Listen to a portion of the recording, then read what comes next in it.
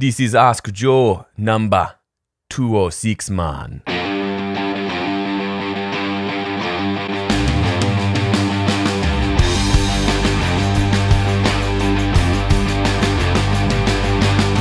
Hello and welcome to episode 206 of Ask Joe. My name is Joe Gilder, and it has been a nice little while since we've hung out together. I just got back from 2 weeks of vacation, which was super fun. And spent a week in Nashville, and then spent a week at the beach. First 2 days at the beach. First full 2 days were completely rained out because of Tropical Storm Cindy. So thank you, Cindy, for that. It was 4 adults and 5 children in a fairly small condo. So yeah, that was good. But I'm glad to be back. Glad to get back in the Ask Joe and Gilder Cam bandwagon. Real quick about Gilder Cam. Obviously, I didn't get an episode up yesterday. There was another video, and there will be a video tomorrow, most likely. Maybe today if I can have time to edit it. I've been doing it, the last 39 episodes were every weekday, and then sometimes on the weekend. Changing my schedule up a little bit, so I may not be doing Gilder Cam every day, but there will still be plenty of videos going. There'll be something going up every day, but for example, on Tuesdays when we do Ask Joe, might make sense just to let that be the video for the day. And not try to do Gilder Cam while I'm doing. Anyway, if you want to give me feedback on that, feel free to go ahead. But yeah, I'm glad to be back. Hopefully, we'll have a nice long string of Ask Joes for the next several months. There may be a week in there that I'm taking off, but other than that, I should be able to do this on the regular. And if you're not attending live, I would love for you to consider it. We do this at 1 p.m. Central Time on Tuesdays. You can show up, go to my YouTube channel, subscribe to my YouTube channel, which is Home Studio Corner, and then you can even click the little bell when you subscribe, and it'll notify you every time I post a video or every time I go live, and you can show up. And what's fun is all these hooligans in here in the chat are talking and interacting with one another, which is always fun and sometimes awkward, which I love. But then also you get to ask me your specific questions. So be thinking about, specifically those of you here live today. I've got a lot of Facebook questions I'm going to jump into, but those of you who can make it here to the live Dealy Bob, I really want to know, I want to talk about something you're struggling with. So something that's frustrating you when it comes to music and the studio, or even business-wise, if you're trying to grow or start up your business in a studio. I really want to talk about that because I've been in that world myself. And it's kind of just an exciting thing to think about for me as of the current. And yeah, so what I want to talk about real quickly, I talked about this a little bit in an episode of Gilder Cam that will go up today or tomorrow, but I thought it'd be interesting to talk about it here just a little bit too. And it's really just a question. What is your one thing? There's a great book called The One Thing by Gary Keller, the guy who wrote... the guy who started in as in Keller Williams Real Estate, largest real estate company in the world. But here's the book, and I won't. Oh, hang on. You can see that it's called The One Thing, and it's you could argue overly simplistic, but it talks about what's the one thing you could do right now, such that by doing it, everything else will be easier or unnecessary.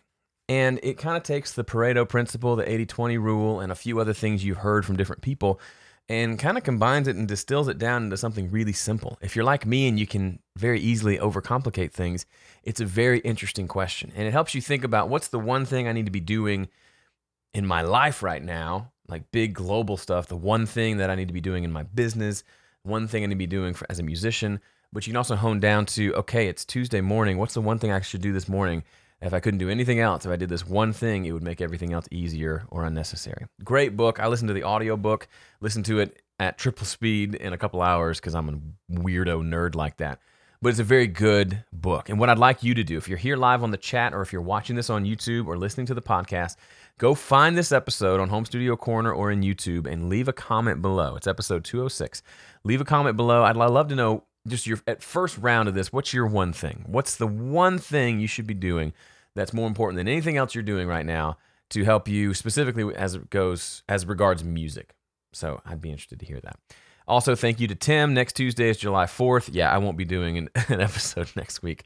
Maybe I can reschedule it for Wednesday or something. But after that, hopefully, will be nice and consistent. But if you've not, real quick, final thing, if you've not subscribed to my YouTube channel, please do. It's youtube.com/homestudiocorner. I'm been really focusing on putting out really good videos over the last year and a half, especially with the Gilder Cam stuff that's come out lately, which is just almost more like, I know it seems very focused on me, but it's this idea of like, I want to connect with you in different ways other than just, here's how you use an equalizer. Like, I want to show you that stuff, but I want it to be more in the context of actually real people making real music in the real world versus just a endless sea of tutorials. So I'd love for you to come hang out, see if you like it, subscribe for a little bit, and come say hi. Leave comments, because I love your comments, and I love responding to your comments, because for a long time there, I didn't respond to comments because I thought you weren't supposed to, because it gave the appearance of you being important. Then I realized that's stupid, and I love interacting with you guys. Gary Fox says, can tell you've lost weight, Rasta man. Thank you, Gary. I think I have. I've mostly like gained muscle and that whole thing, but that's part of an excuse because I haven't really gotten my eating really under control yet. But even then, yeah, I think I have lost a few pounds, and I worked out 3 times while I was at the beach on my own and ran twice, 2 or 3 times. Anyway, super fun. Let's get into your questions because I need to stop talking. Boom.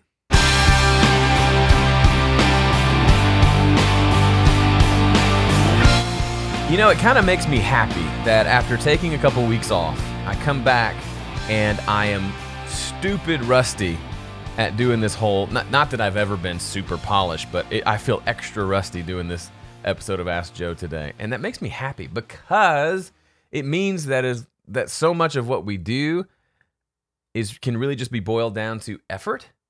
Applying more effort to what you're doing can yield more results. It's not like a sit back and hope that good things happen to you. So much in life is just go grab it, go figure out what you need to do and do it. I should probably talk about that in a future episode because it's some pretty cool stuff. All right, time for your questions. If you've never listened to one of my podcasts before or you've never attended live, this is the part where you ask your questions. I want to help you. Okay?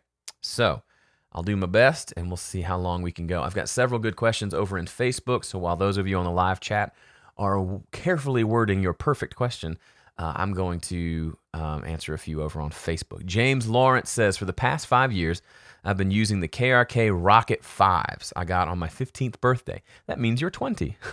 Math. Would I be wiser to continue using these because I know them or upgrading to more expensive / quote, accurate monitors?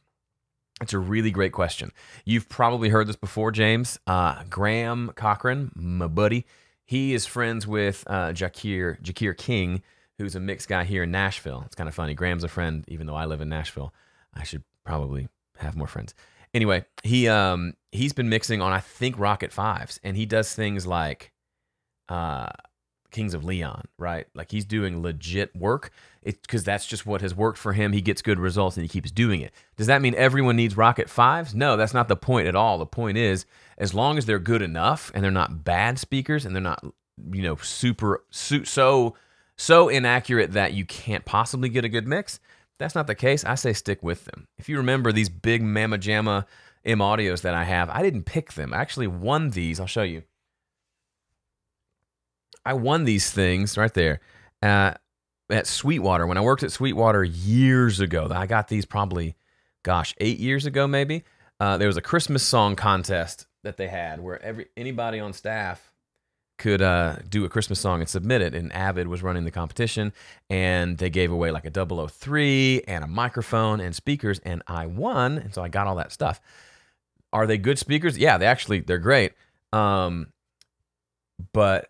I've not replaced them because A, I don't want to learn new speakers, and B, they're fine. Are there better speakers out there? You betcha.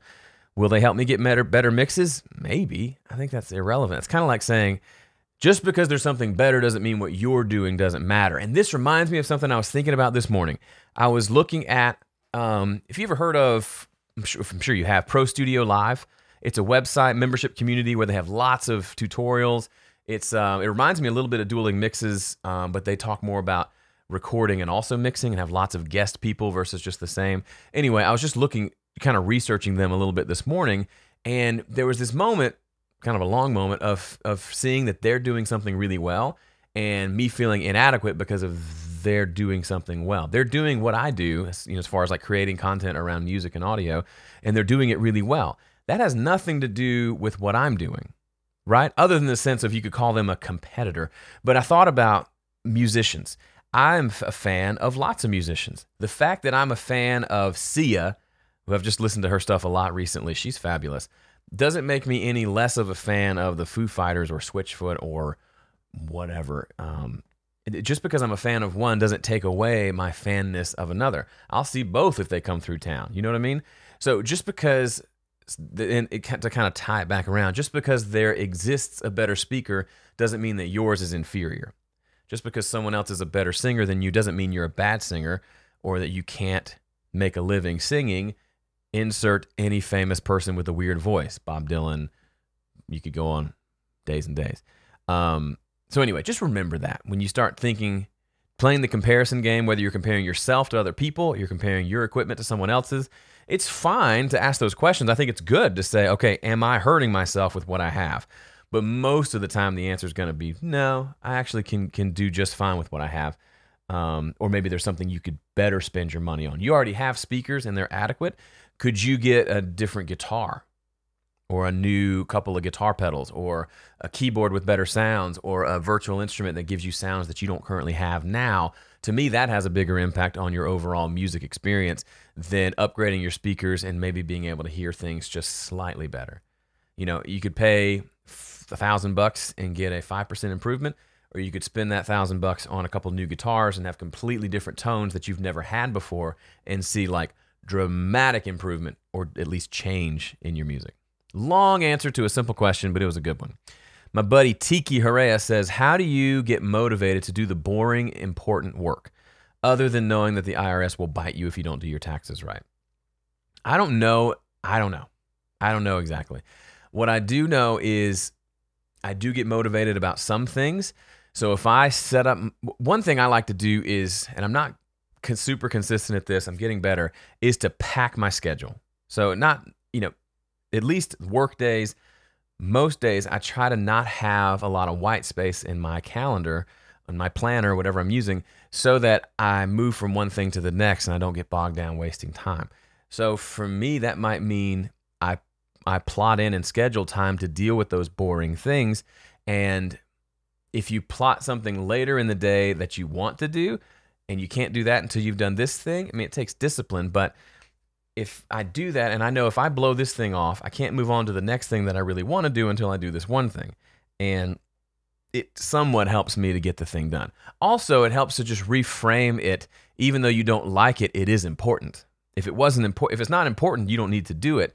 I saw a cool talk recently. It was a clip of a Tony Robbins video where he was asking a lady of something that she doesn't like to do, and she said paperwork, and she's in sales.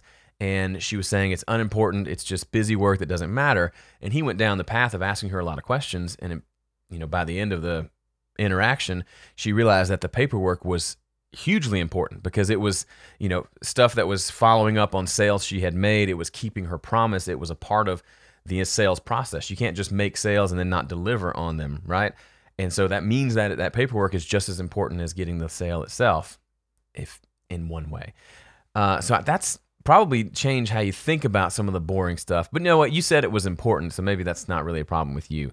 For me, anything I don't want to do, if I just put it on a to-do list and I'll get around to it, I won't get around to it. If I schedule it, I'm going to do this on Wednesday at 3 p.m., it's more likely to get done because I've made an appointment with myself.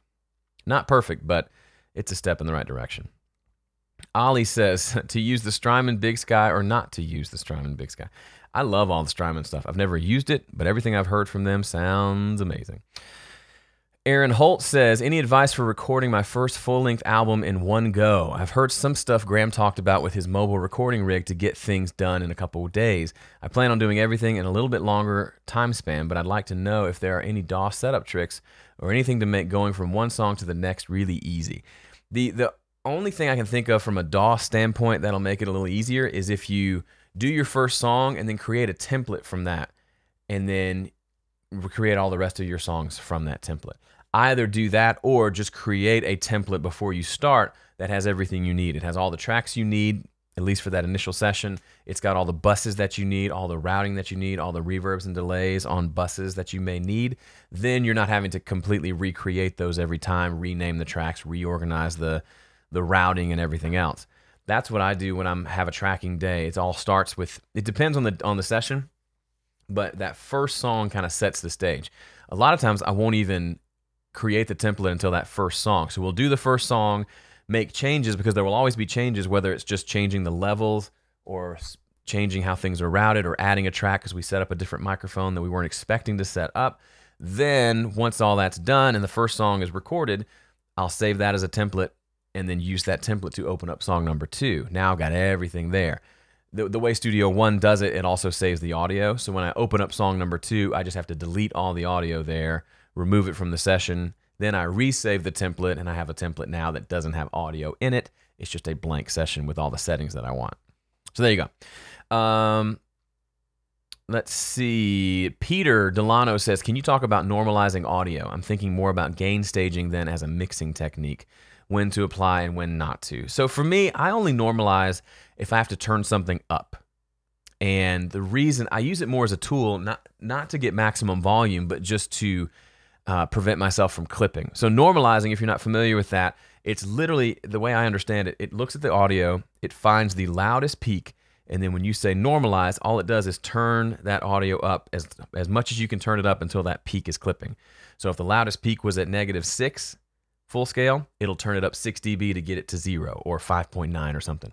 That's the idea. It takes the loudest part of the audio and turns it up as loud as it can go without clipping. So what I'll do, if I have a piece of audio that's too quiet in my mix and I know it needs to be turned up, I can just grab it and turn it up, and that's fine, but I always want to know for sure that I'm not clipping that individual track. And the way I do that is I hit normalize and then I pull it down from there. That's the tool that I use the most.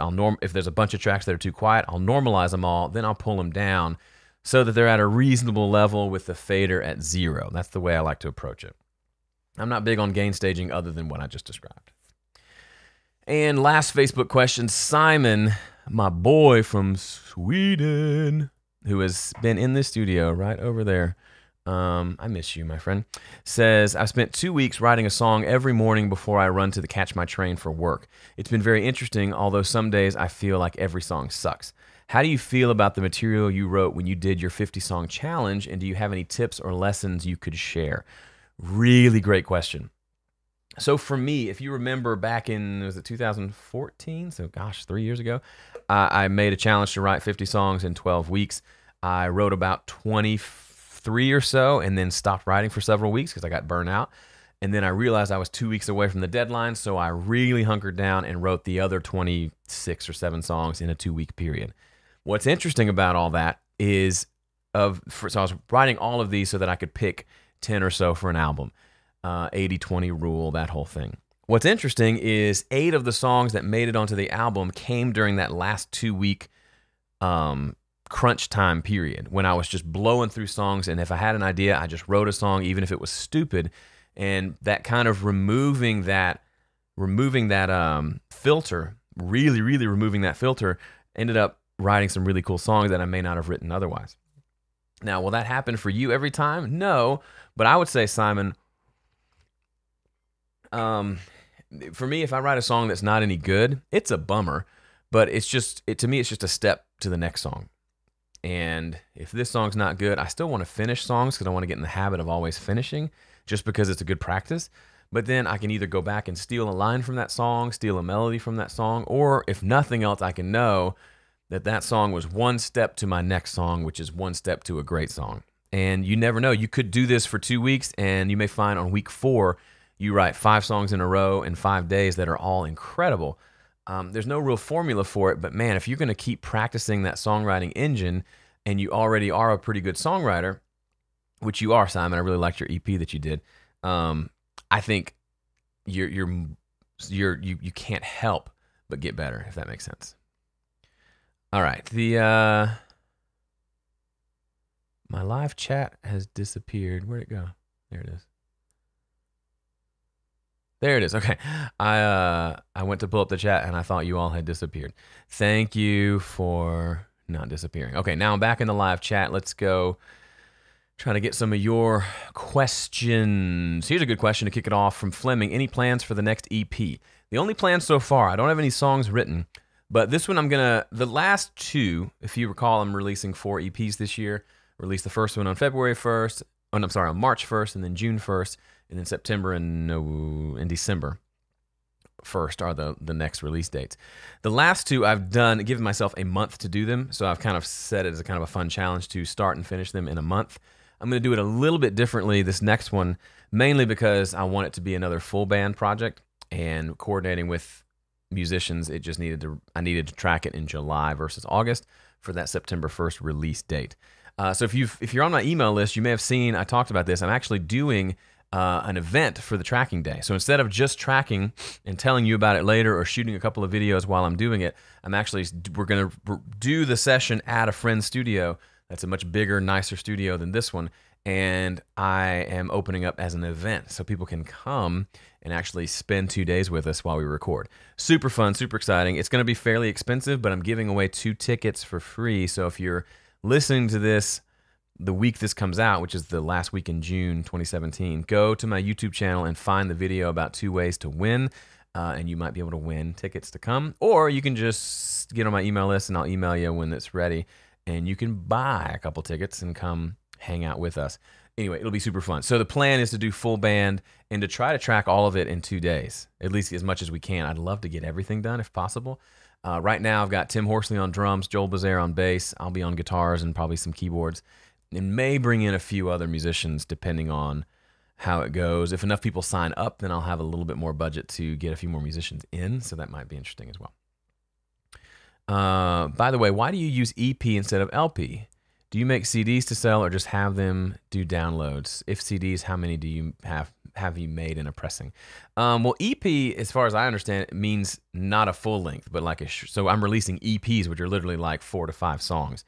LP, I think, means full length album, and I just call that an album. Why one over the other? I don't know. It's just what everybody else does, and I just jumped on the bandwagon. And then how many? I haven't made CDs since my album Better This Way. When I do make them, I only press 100, and I've never run out, really. I've run out with a couple, but I don't sell that many, and I'm not playing shows. If I was playing shows every week, I would have CDs there to sell. But even then, I think people would rather, if I go to a show, I would rather just an iPad where I can like give them my card and then get an email with a download. I'd rather do that, because if I get a CD, I've got to find a place to stick the CD. None of my computers have CD drives on them. I can listen to it in the car, and that's it. So I'd much rather go digital. And I imagine a lot of people are the same way. Julio says, Joe, how can I mic drums correctly? Well, Julio, I mean, you can go watch YouTube videos and see plenty of videos telling you kind of a lot of proper ways and the ways a lot of engineers mic them. At the end of the day, it's whatever sounds good. Now, I know that's a lame answer, but I've had friends who've done full albums and they've mic'd the drums with 1 or 2 microphones, and they just placed them in the room, and it sounded cool, and was kind of a excuse me, it sounded cool and got the sound that they wanted. A big thing you can do is to research, learn stuff, sure, but ultimately just do it, right? Go in there and just try stuff, and you're going to fail a bunch, but you're also going to get some wins in there, and it's way better. You'll learn more by doing than by just learning. You can't just learn by simply watching a video. It just doesn't. You'll learn information, but it won't actually get to something that will actually help you until you do it yourself. Let's see. And somebody just mentioned they went to a show and the artist sold thumb drives. That's super cool too. Those can be expensive to manufacture but I'm guessing they're even cheaper than the last time I looked, which was a year and a half ago maybe. So that's a good suggestion too. And then they get a thumb drive they can use for whatever. Super fun. Let's see. What other questions do we have here that I've missed? What is your approach on composing and producing intros and outros and bridges? That seems to be the part I struggle with the most in music. I don't know if I have much of an approach. Bridges are kind of touch and go for me. If I feel like the song stands by itself, then I won't do a bridge. I feel like it's you don't want to back yourself into a corner of feeling like you've got to write a bridge for every song. That gets kind of boring and repetitive anyway. Just if it needs it, if it needs a change, or the thought isn't quite complete and you need a few more lines of lyric to really round out whatever it is you're trying to convey, then maybe a bridge makes sense. As far as intros and outros, to me, it's really one of two things mostly. It's either the chord progression for the verse or the chord progression for the chorus. Usually, if I had to guess, most of the songs I do, the intro is the chord progression for the verse, the outro is the chord progression for the chorus, just repeated a few times. Obviously with tons of exceptions, but it's really, if you want to, a great thing to do since you're struggling is to go listen to, with an instrument in hand, go listen to your favorite album and pay attention to what they do for the intros and outros. Chances are it's the same chord progressions they're using throughout the song, and maybe they throw some sort of lead part over it that makes it different, right? Maybe it's a cool guitar lead that's not the same as the vocal melody, and then when the vocal comes in, they sing something different, but it makes the intro and the verse sound similar, but not exactly the same. Aaron May says, my biggest frustration is making a full song from an idea and from idea demos and short melodies. Yeah, I get that question a lot. I mean, that wasn't really a question, but I get people all the time who are saying, hey, how do I start lots of songs, but I don't finish them. What can I do to finish them? And my advice is finish them. There's no secret. You know what you need to do. You're just not, up to this point, you've not been willing to do the work and to sit in the discomfort of not knowing what to do until you do know what to do and you make a decision. I mean, music, just like life, is really just all about decisions. We make a ton of decisions over the course of just writing a song. And then we make a ton more decisions as we record the song and as we produce the song and then as we mix the song. It's just decision after decision. So you need to get better at making decisions and sticking to them. Decide what you're going to do. So you've got one song that you're thinking about right now that's probably your favorite, your little short melody or a little demo that you've done. I'm guessing you're already thinking about it. Go, pull out your calendar, and when are you going to work on it? When are you going to finish it? So when are you going to have that released to the public? Pick a day. It can be a month from now, 6 months, a year from now. I'd rather it be in the next 3 months, right? Pick that date and then work backwards. When do you need to have recording done? When do you need to have mixing done? When do you need to finish the song? And set all these deadlines and then take it seriously as if you're a paid client for yourself.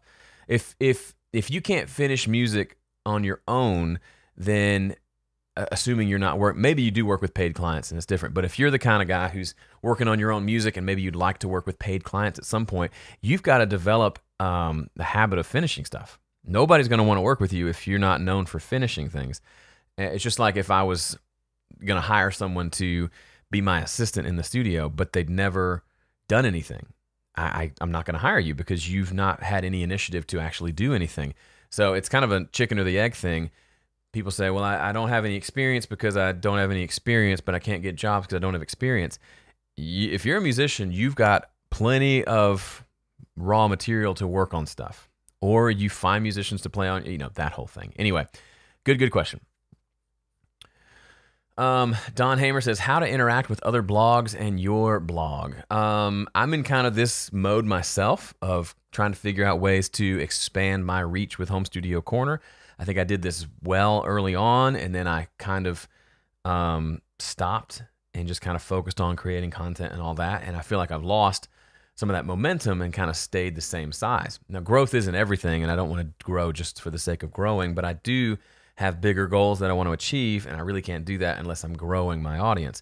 So I've kind of gone back to that grassroots, reconnecting with old friends, making new friends, and figuring out ways that through interaction and friendship and networking that I can get in front of their audiences, or I can provide value to them first that will eventually maybe be reciprocated into me getting a few new followers, that kind of thing. I mean, all I can say is it's work. It's just like any relationship. It takes work and nothing happens overnight. And, the stuff you work on now, the relationships you start today may pay off in 3 to 6 months in the form of something actually happening. But I would say if you're not willing to put in, a couple years of work to make it happen, then I would say it's probably never going to happen. Just with anything. If you're not willing to really work hard at it and do the down and dirty, the stuff you probably know you need to do, but you're trying to find a shortcut or a way to do it that's quicker. There's just usually shortcuts don't exist. Ram Kumar Swami says, suggest best headphones for mixing. Also consumer speakers for referencing a mix. Any consumer speaker, because it's a consumer speaker. I don't think it matters. Headphones, I love the Sennheiser HD650. They're very accurate. A lot of mastering engineers use them. They're great for mixing. They're open back headphones. They look like this. I've had mine for 6, 7, 8 years, something like that. Good stuff. All right, what other questions? Joe, what do you use for digital download cards to give out? I don't. I try to send them to my website where there's free music. Could probably do that better. Gary says, do you force yourself to write songs sometimes, or will you only try to write when you're feeling creative, so to speak? Just curious. Really good question. I think there's a cool quote from, I think it was Ernest Hemingway, that said, I only write when I'm inspired. Incidentally, I get inspired every morning at 9 a.m. Because he had a set routine. If you go read any of these books, especially by writers, they talk about you just have to sit down and write. If you wait till the inspiration comes, it'll take you 10 years to write a song sometimes. So for me, I don't write every week or every day. Probably could benefit from it, but it's just not that big of a priority. But when it's time to start working on an EP, then I'll start writing maybe every day or every other day or once a week, however much time I need. Give myself a day to write a song. If I have to write 10 songs in 10 days, then I'll write a song every day.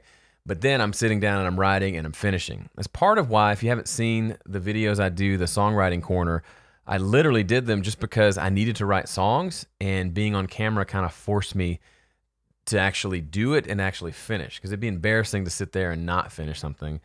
A little bit embarrassing. So that's why I do it, because it kind of forces me. I think forced creativity is super underrated. People think you can only do things when you're inspired, and I just don't think that's necessarily true or true at all. What is/was your live rig? I don't really know what you mean. I don't have like a PA system. I just use whatever the venue was using. When recording MIDI drums, such as Easy Drummer, do you convert the MIDI to audio tracks to mix? How do you mix MIDI drums? As far as recording them to audio, I do try to do, it's been so long since I've used Easy Drummer, but yeah, I always try to record it down so that, 10 years from now when they want to do the remix, because I won a Grammy and they want to do like a dance remix of my song, chances are that version of Easy Drummer won't open anymore. But if I had raw audio files saved somewhere, you could still get to them. As far as how to mix them, I mix them like anything else. You listen to them and you decide what they need, and then you do it. Usually with samples, they've already had some magic done to them, so they may sound. I've mixed plenty of songs that had like a sampled kick drum that I didn't do anything to. I didn't EQ, I didn't compress, because it sounded good. I think people try to think, what do I need to do to this? But they don't even listen. Listen to it first. If it sounds amazing, if you pull up tracks and you just set levels and everything sounds amazing without you putting a single plugin on there, and you're convinced this sounds as good as it's going to get, then you're done. So many people aren't willing to do that. So there you go. How do you get started in mixing and recording? Oh man, I mean, it's a good question, Douglas. I think you get started by getting started. I know that's the dumbest answer in the world, but it's the answer. I don't think you get started by reading. I don't think you get started by watching videos. I think you get started by doing it. Now, if you have no idea like how to even, like you don't have any software and you don't even know how you would sit down and record a single microphone into a guitar, that's legit. Like everybody has to start somewhere. In that case, I'd recommend just learning enough to get started and then go and just playing. I think there's so much play to be had, and we tend to spend so much time wanting to just learn and not play. It's easier to learn and to watch videos than it is to go play and do the thing. So I've got a new course that I just released. I'm actually in the process of creating it. So I'm about 5 or 6 videos in. It's called Intro to Recording. That might be something that'll be interesting to you. And Douglas, if you're interested, I can give you access to it for free. Just shoot me an email, joe@homestudiocorner.com, and maybe that'll be a good place to get started. Specifically with recording and with mixing, it's really just once you know recording and you know how to get around your DAW, it's just bringing files in and mix a lot. Do you use a headphone amp with your Sennheiser headphones? No, I just plug it into I've got the central station, which has nice headphone amps on it, but I've never used a separate headphone amp. I've just used whatever I have coming out of my interface.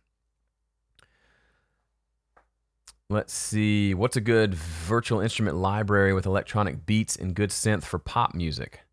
I'm the wrong guy to ask for that. I want to get into more of that, but I haven't yet. So I'm a guy who likes to set up a mic and record stuff still.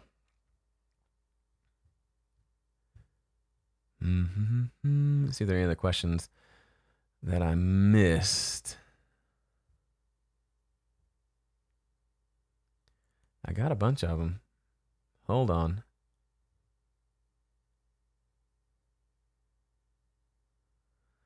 Best resource for music theory.